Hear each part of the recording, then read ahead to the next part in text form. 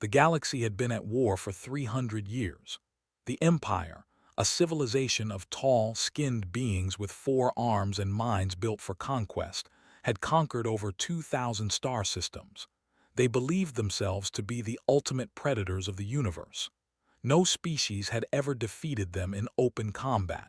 Their warships were massive, their weapons were devastating, and their soldiers knew no fear. The Alliance was losing badly. These peaceful traders and scientists had tried to resist the invasion, but their fleet was being destroyed piece by piece. Their Prime was surrounded by enemy ships. Billions of innocent civilians waited for death. They had sent desperate messages across the galaxy, begging anyone for help. Most civilizations ignored them. Others were too afraid of them to respond. But one message reached a small blue planet at the edge of the Orion Arm. Admiral Wei stood on the bridge of the UES Retribution, humanity's flagship. She was a small woman with hair and sharp eyes that had seen too many battles. Behind her ship, the entire human defense fleet had gathered. 300 warships of various sizes waited in perfect formation. They had traveled 4 months through hyperspace to reach this distant corner of the galaxy. The humans had only discovered faster-than-light travel 50 years ago. They were newcomers to galactic civilization. Most alien species considered them primitive and unimportant. They had never even bothered to contact them. This was about to change. "Admiral, we are approaching the system," reported Commander Jackson, her tactical officer. "Long-range sensors are detecting over 800 warships surrounding the planet." The bridge crew went silent. 800 ships against 300. The numbers were not in their favor, but Admiral had studied the military tactics for years. She had watched recordings of their battles. She had analyzed their weapons and their strategies, and she had found their weakness. They fought the same way they had fought for 3 centuries. They relied on overwhelming numbers and brute force. They positioned their ships in tight formations because they had never faced an enemy who could challenge them.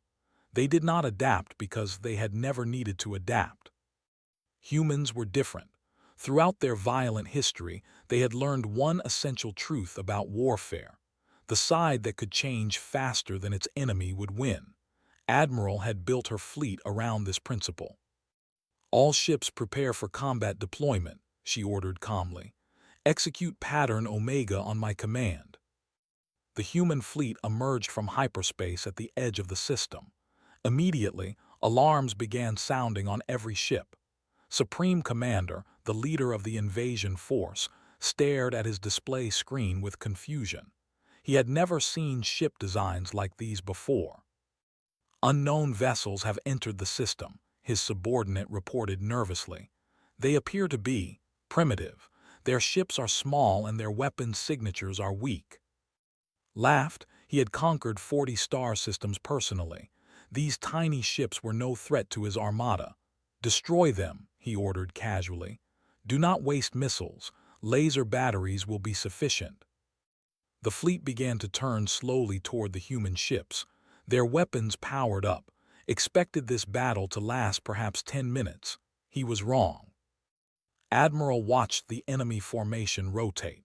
She smiled slightly. They were doing exactly what she had predicted. Their ships were moving in unison, maintaining their tight formation. They were giving her exactly what she wanted. "Pattern Omega, execute," she commanded. The human fleet split apart like an explosion of fireflies. Every ship moved in a different direction at maximum speed. They scattered across 3-dimensional space in a pattern that seemed random, but was precisely calculated by human military computers. The gunners tried to track their targets, but the human ships were too fast and too unpredictable. Laser beams cut through empty space where ships had been moments before. They had never encountered an enemy who moved like this. Meanwhile, the human ships were not running away. They were positioning themselves around the formation like wolves circling a herd of prey. Each human ship carried a new weapon that no alien species had ever seen. Humanity had not conquered the stars through superior technology. They had reached space through determination and creativity. When their scientists had examined alien weapons, they had found them powerful but inefficient. Human engineers had spent decades improving these designs. The result was the focused antimatter pulse cannon, a weapon that packed devastating power into a tiny package. "All ships in position," Commander Jackson announced. "Weapons locked on primary targets." Admiral looked at the tactical display. Her ships had completely surrounded the Armada. The enemy commander would be realizing his mistake right about now. "Fire at will," she ordered. 300 human ships fired simultaneously from 300 different angles. Thin beams of focused antimatter struck the warships at their weakest points. Human computers had analyzed the enemy ship designs and identified exact locations where their shields and armor were thinnest. The first volley destroyed 150 ships instantly. Massive explosions lit up the darkness of space. The remaining enemy vessels tried to return fire, but the human ships were already moving again, repositioning themselves for the second strike. Supreme Commander could not believe what he was seeing. Half his fleet was gone in the span of 10 seconds. His flagship shook as a beam grazed its shields. "All ships, break formation," he screamed into his communicator. "Scatter and engage individually." This order only made things worse. The ships had always fought together in tight groups. They did not know how to operate independently. When they scattered, they crashed into each other. Their commanders shouted conflicting orders. Their weapons fired wildly in all directions, sometimes hitting their own allies. The human fleet moved through this chaos like a sharp knife through soft flesh. They worked in small groups of 3 ships each, targeting the largest enemy vessels first. Their movements were coordinated by quantum-linked computers that allowed instant communication across the entire battlefield. Admiral watched the destruction with grim satisfaction. She took no pleasure in killing, but these had murdered billions of innocent beings across the galaxy. They had enslaved entire civilizations. They had believed themselves invincible. Today, humanity would show them the truth. On Prime, the civilian population watched the battle through telescopes and sensors. They had prepared themselves for death. Instead, they witnessed something impossible. The mighty fleet was being destroyed by ships they had never seen before. High Counselor, the leader of the people, stood frozen in his command center. Tears flowed from his large amber eyes. "Who are they?" he whispered. "Who are these warriors?" The battle lasted exactly 17 minutes. When it ended, the human fleet had lost only 12 ships. The Armada was completely destroyed. 800 warships reduced to floating debris and expanding clouds of gas.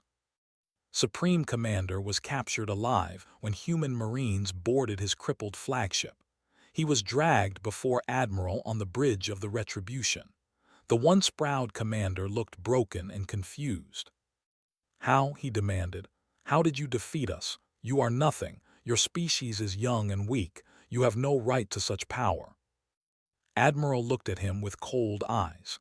"You conquered through fear," she replied.